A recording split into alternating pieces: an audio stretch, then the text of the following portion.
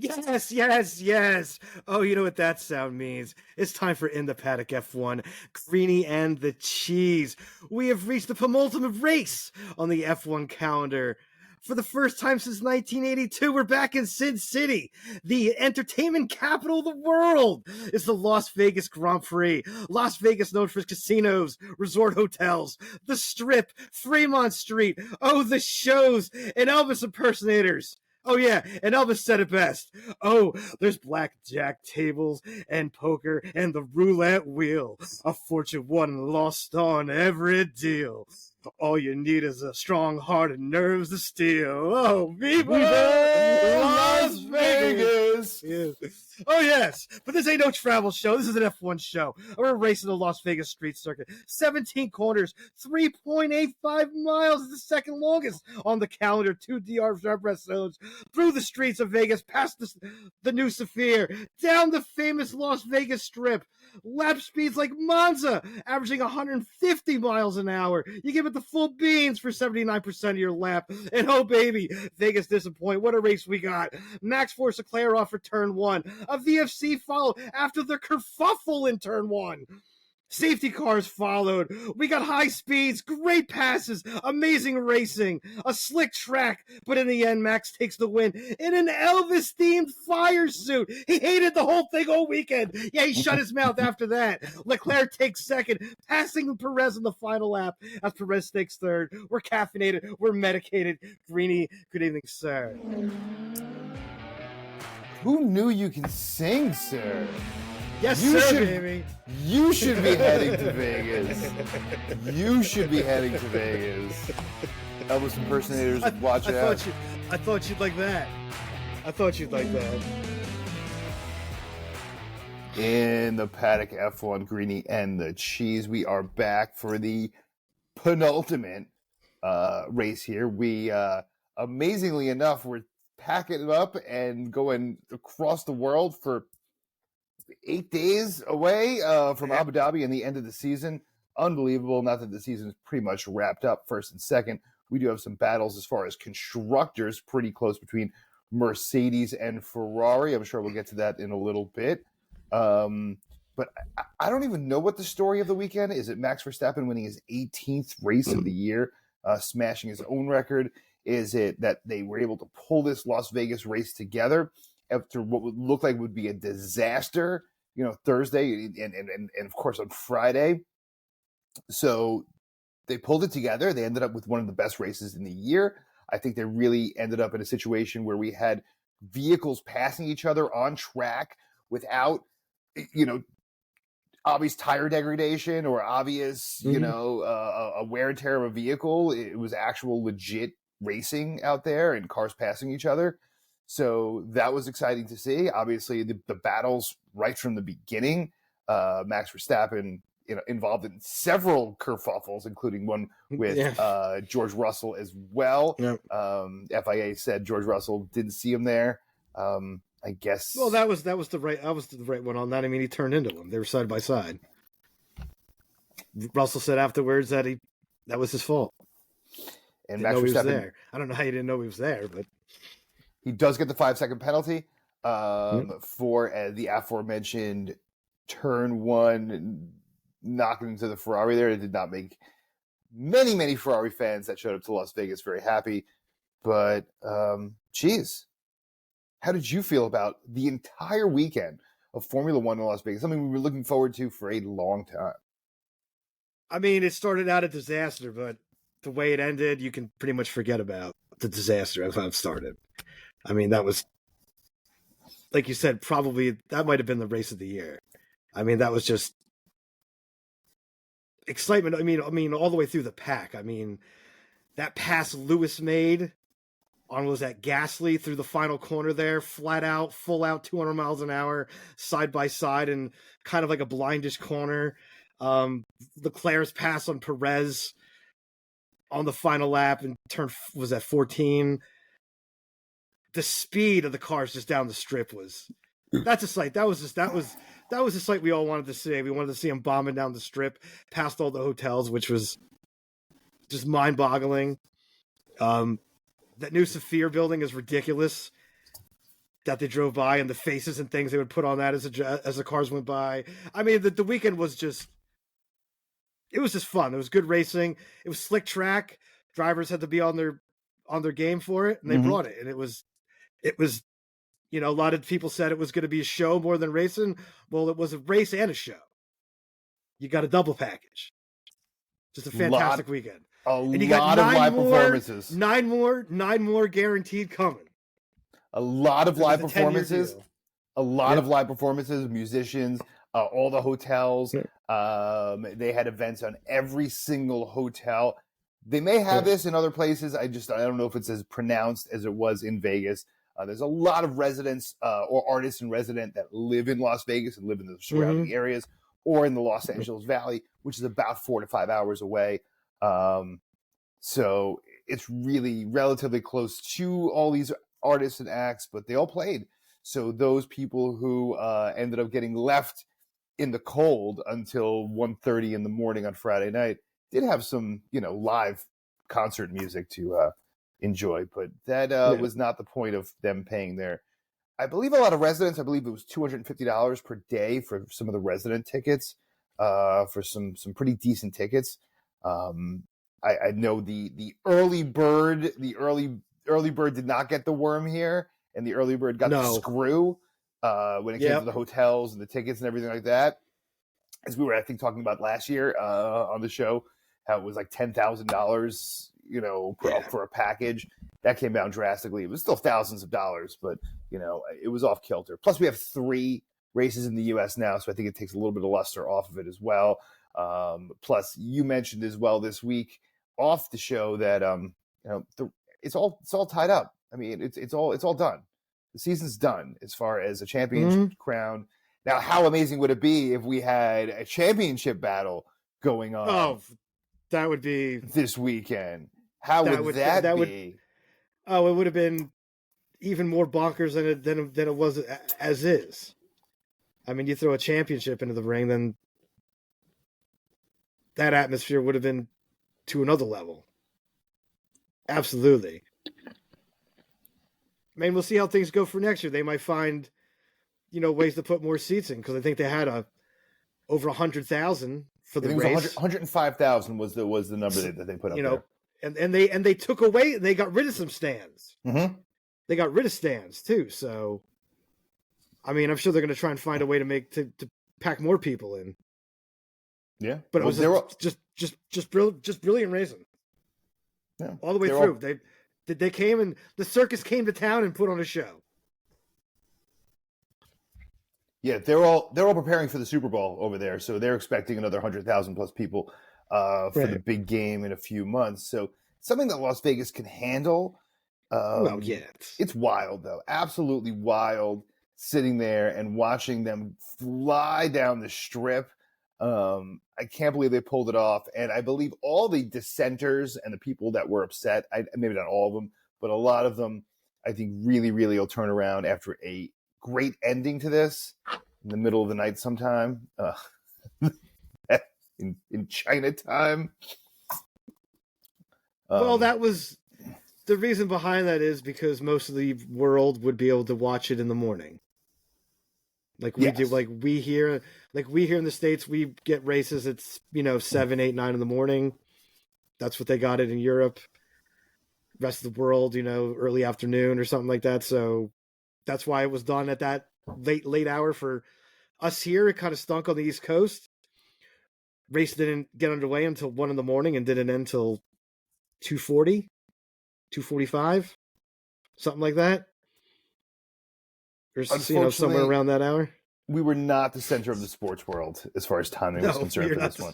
So I'm absolutely exhausted. I had to work most of the day today, but we made it. We made it to the show. We wanted to put something out at least for tonight because it is the penultimate race, and it was Las Vegas, something we've been looking forward to for a long, long time. They pulled it off. Unbelievable, man. We're going to be back. After that performance, that might end up being the premier race of the season now. Could be the premier race of the season. We might make that the last race of the season instead of Abu Dhabi. That will be some fun, as long as Max isn't ahead by, Greeny and the Paddock F1. We're back in a second, man. Stick around.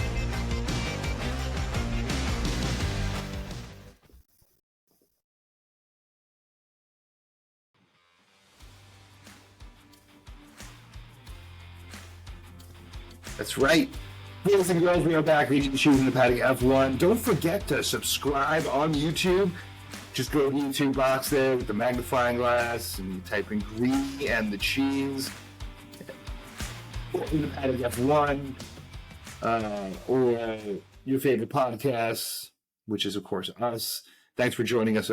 As always, we always appreciate everyone listening to the show from all around the world. We're always flattered and amazed.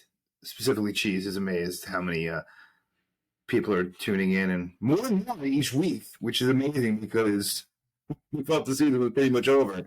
We got a nice little jolt of extra listeners. So really thank you all for joining us. The best way to support this show is to go onto YouTube or go onto where your favorite podcast is and give us a like, give us a star or 5-star or 4-star or 3-star or whatever. Drop a comment. Please, that's the best way to support us. We don't sell anything. We have nothing for sale. What you see is what you get. So please, if you like what you hear, go support us just by liking, subscribing, and checking out all the other episodes, which are for free. And with all that stalling tactic done and out of the way, sir, he says absolutely nothing I will get. Maybe the first one. Over, under, 1.5. Oh. Take the under. Take the under. It's Quiz Master's Cockpit. Here we go, sir. Are you ready for your 3 questions? Apparently not, but just shoot, man. Question 1. With the win in Las Vegas, Red Bull took their 20th win of the season, breaking a record for wins by a constructor in a season. Who held the prior record, and what year did they set it? Mercedes 17? Oh, close. Mercedes 16. So it's definitely going to be an 0 for 3 this week. I'm over the answer. Well, that was the only one I thought you'd get. Okay. Question 2. Logan Sargent became the first American to start in the top 10 in a home Grand Prix since 1987. Name that driver.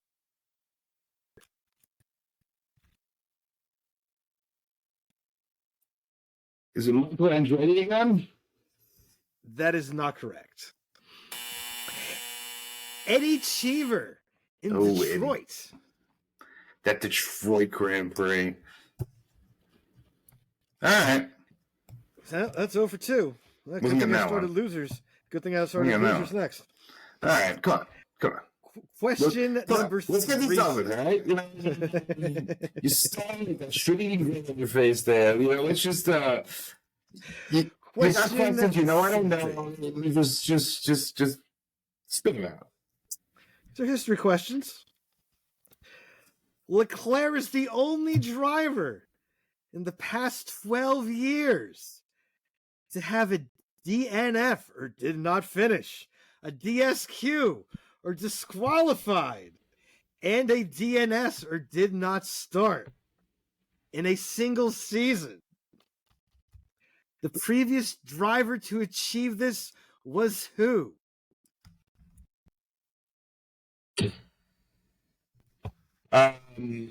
Since I just saw him a few moments ago, Jenson Button. No. Actually, it's a current driver. Sergio Perez. Sergio. That's not shocking at all. And a friend asked me this weekend, who doesn't really watch Formula One,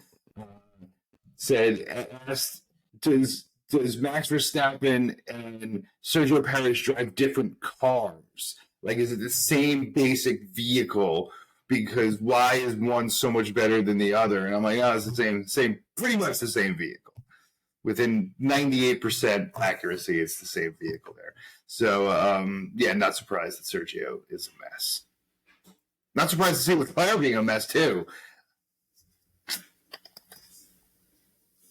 Well, that's 0 for 3. And as the creed on this show, your performance in Quizmaster's Cockpit leads us into the next part of the program.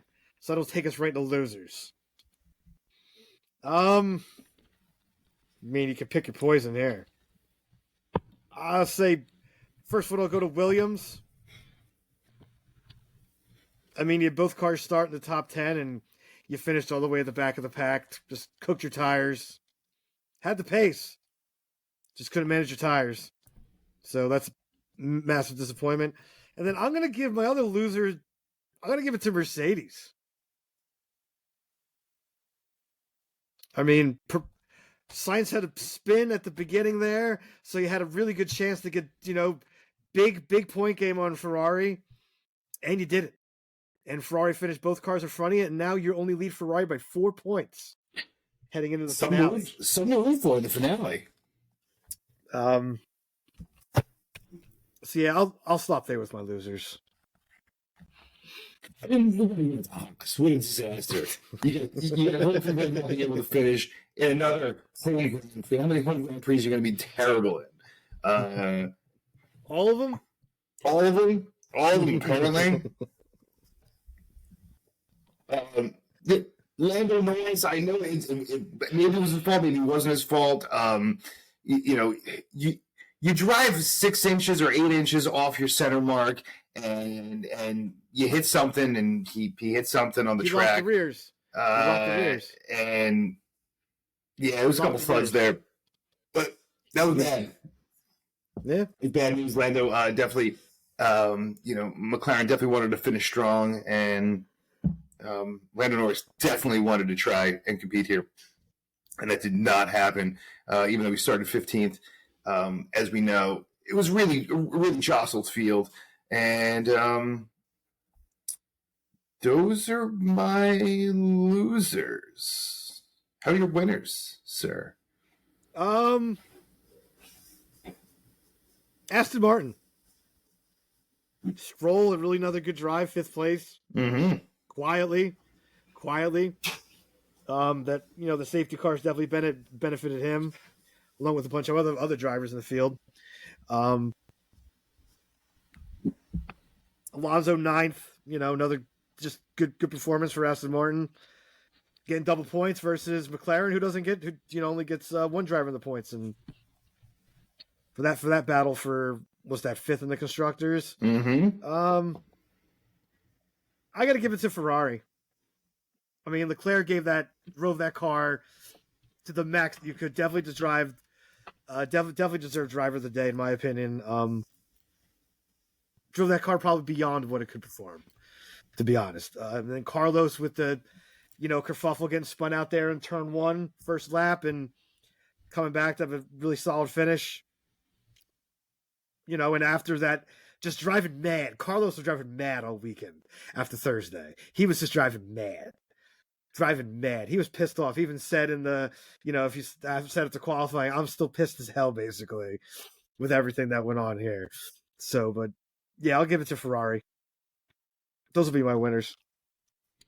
Yeah, I mean, Esteban Ocon coming from way back. Yep. Again, this was a track that was really made more for qualifying times versus race times were so much different. But, Ocon coming from behind, from the back, Oscar Piastri coming from the back as well. The kid, he's so mature. I heard him in the post race on, I think, the F1 channel or one of those channels, and he just seems so mature, so with it. He has grown so much just this year alone. It's really amazing to see how he's grown, and he's really going to be a huge asset to Formula One. The Thunder, bringing the Thunder from down under, and yeah, you mentioned Merck on the other side of the board there. I think that's about it. A lot of other guys were quiet, throughout. A lot of disappointment, honestly. Yeah. And a huge flip of the field. Alfa Romeo, another disaster. Yeah. The back 4 teams did not score a single point. So the back 4 teams in the constructor standings did not score a single point this weekend. So definitely disappointing from that end. Definitely a very top-heavy weekend. And that's where we stand, man. Ultimately, one of the best races I think we've seen in a long time. But of course, despite all of that, and despite how great it was, and despite everything else, somebody needs to slap themselves. I need to slap my goddamn self for that. This is actually kind of a tough one. I don't think it is. Yeah, I think it's F1 for Thursday, what they did to the fans.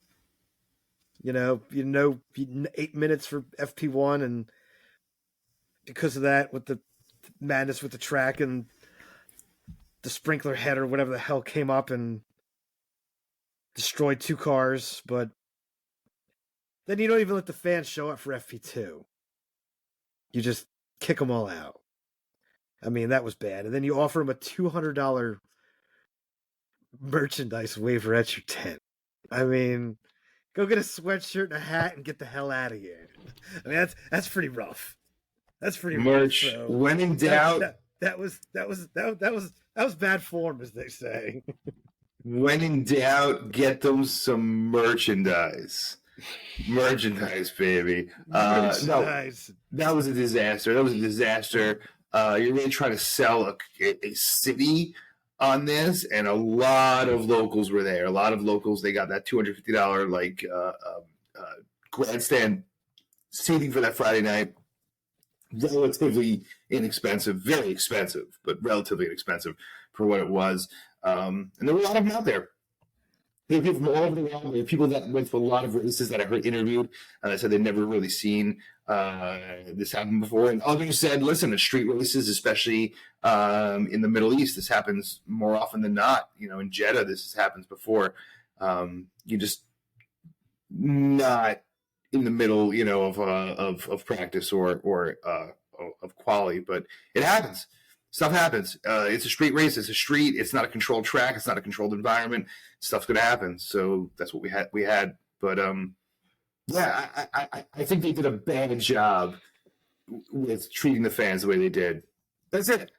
So slap yourself, yeah. Formula One. Absolutely. Do better, and they'll have more chances, at least, probably a lot more than that, to make it right. Greeny Cheese in the Paddock F1. Guess what, sir? We will be back momentarily. Because I know somebody is broke. Somebody blew it in Vegas, and they're going to have the money for the plane ticket to make it back home. And someone else might be declaring themselves a victor. And Greeny Bucks, as we conclude our season in the Paddock F1, Greeny the Cheese. We're back in a hot second.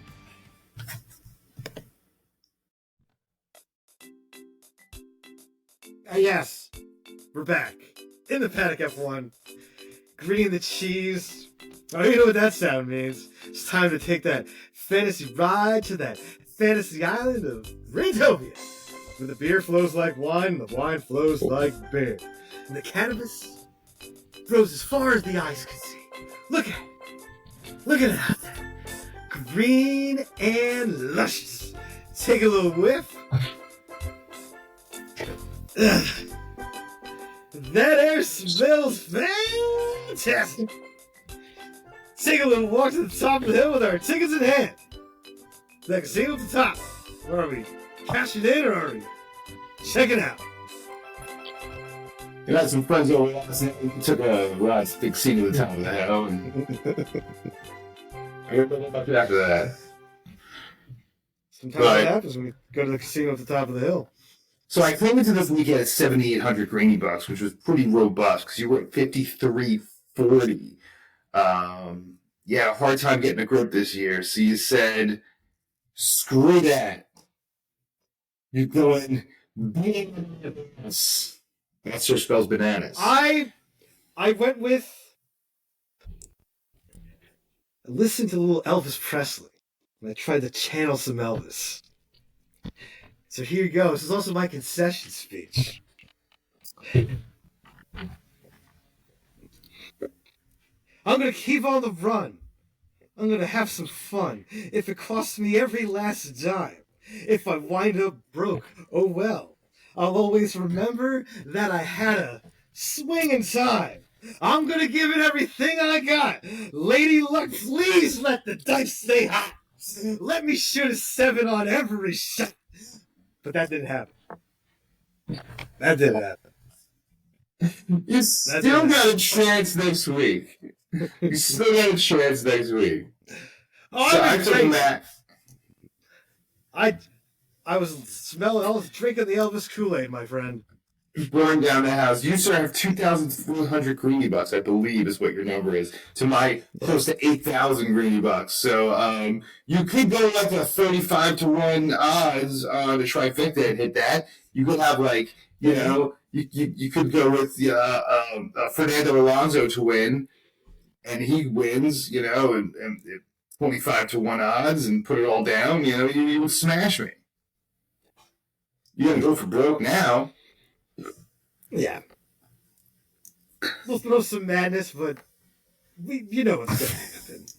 All right, so Viva Las Vegas, but not Cheese's bank account as far as greeny bucks are concerned. He's the one packing up, and after 3 seasons, technically we're not finished yet because we will put some big bets down next week. Oh, absolutely nothing next week. I'm going to show up to bet next week. Seen the casino. That is definitely not Mad Hatter-esque. Absolutely not. It sounds difficult to me. That's what I did for the 2023 season. Finally, get off the snide. Nobody serves the wagons. Like I just did. But you still got a chance. You still got a shot in the dark. We'll see what happens next week. But of course, sir. Congratulations to me. Breaking your 2-year win streak of being virtually unstoppable for 2 seasons. So good things always come to an end. We'll see what happens next Dice can't stay hot forever, my friend. Dice can't stay hot forever. That is correct, sir. Bring us home, because the one thing we do need to discuss is what is going on in the news.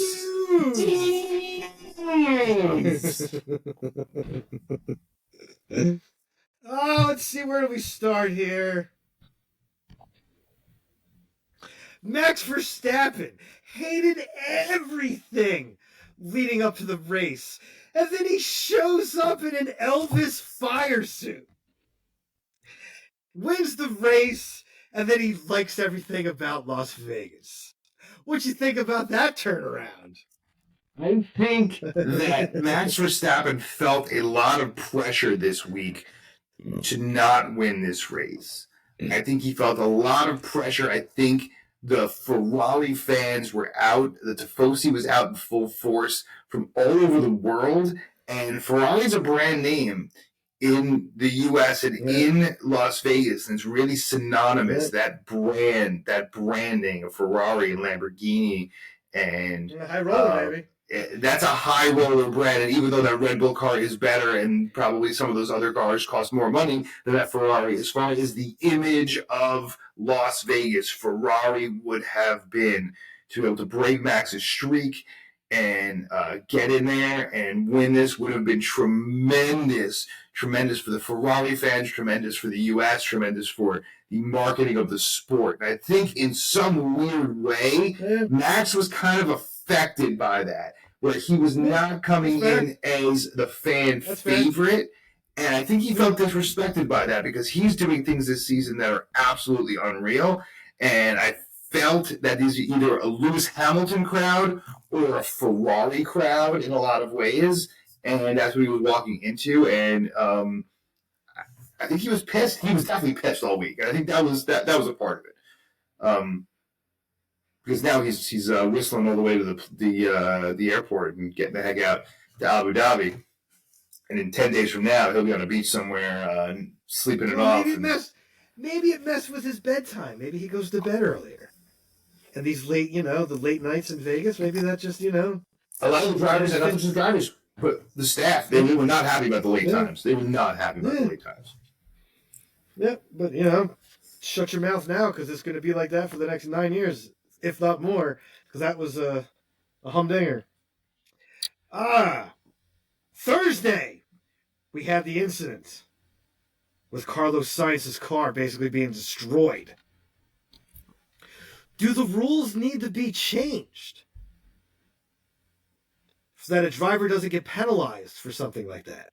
It's like an act of God, right? So like if you're driving a Force vehicle, a force majeure, and a tree falls on it, right? Or there's a large wind blast and something falls and hits your vehicle. Or like we saw, 2 weeks ago in Brazil, where we went from day to night.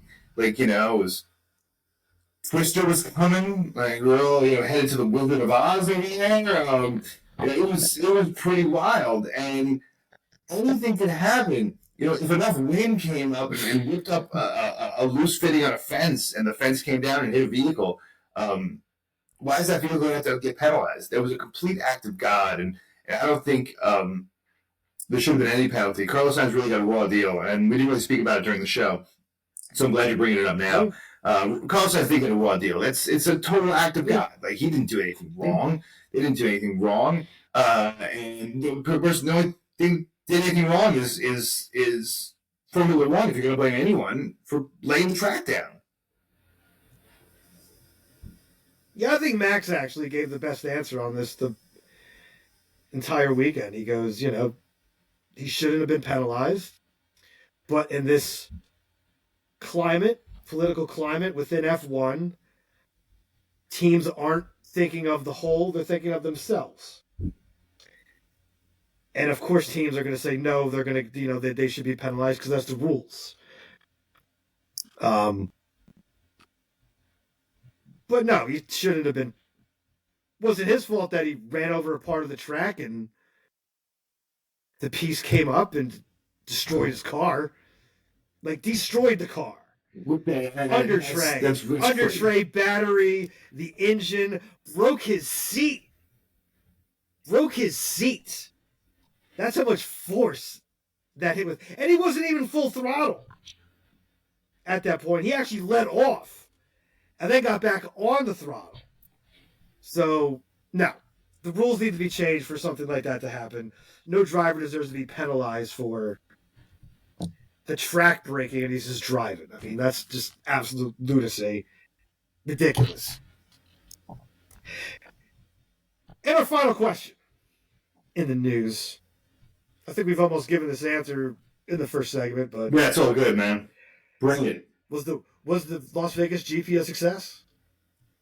It is now. Remember this as well, with the new pit building and everything they spent all that money on. That is now the official home of F1 in the United States. That's the home offices in the United States. It should be. And there should be. This is an entertainment brand. This is a premier entertainment brand, as they want it to be. And there's no better place to have it than Las Vegas. What we saw over the weekend is correctable. Was it a successful race? From a monetary standpoint, yes. From a safety standpoint, yes. I don't think anything got out of control. When you have races and people walking home and walking back to their hotels at 3, 4, 5 o'clock in the morning, things could happen. We see it from a very singular and linear perspective. We don't see it from the perspective. Vegas. There's people walking up out of the street at all hours. I've been to Vegas. We've been there. We've been there at all hours of the night. I understand this. But the later it gets, or the earlier it gets, wherever you want to look at it and put it, the more dangerous it is. And to get and the staff that has to be out there enormously. This was a late night. This is going to be a lot later than the Super Bowl is going to be. Then not many events end at 2, 3 o'clock in the morning. So it was a lot. I really feel a couple hours earlier, I think, from everyone's perspective. So we don't want sleepy drivers on our roadways here, especially on a racetrack. And the drivers were saying how exhausted they were after the race. They really, really were exhausted. And now also to get on a plane and to have to go and race in Abu Dhabi in 8 days, be on the track in 5 days in Abu Dhabi, that's a lot. And not just from the driver's perspective and the team perspective, but the Formula One staff and their inner staff, the grunts, the people that aren't making $55 million a year, but the guys that are making, $55,000 a year and traveling all around the world to set up these tracks. It's a lot. Really having 5 races in 6 weeks? It's a lot. Yeah. Yeah. and I think something might have to be done about that. There was a lot of spacing out early in the season, and then a lot of tightening up at the end of the season, and it seems crazy to me, and it seems poor from a safety perspective. But that's my opinion. I think it was a successful race, and I think we're going to be back again and again. Hopefully, they can clean up the streets a little bit and make it a tighter experience. And that's all I got to say about this one, man. That's all I got for you. Well, that was absolutely fantastic. We got one more to go, as you mentioned many times, but tell us all about it and take us home, Cheese. Abu Dhabi next week, the finale. Back to the desert. One last time. Episode 90 of Greeny and the Cheese in the Paddock F1 next week to close out season 3. It's been a great first couple 3 seasons. I want to thank. We do have one more show to go, but I definitely want to thank my partner, Crime Here Cheese, for putting up with me all season and making it really a great third season. We will have our season finale next week, and we're going to have some goodies for you all throughout the winter as I build up the Greeny and the Cheese studio to the next level here. So that should be fun as well. And say what you got to say, homie. See you in a week's time. As always, stay medicated, my friends. Peace.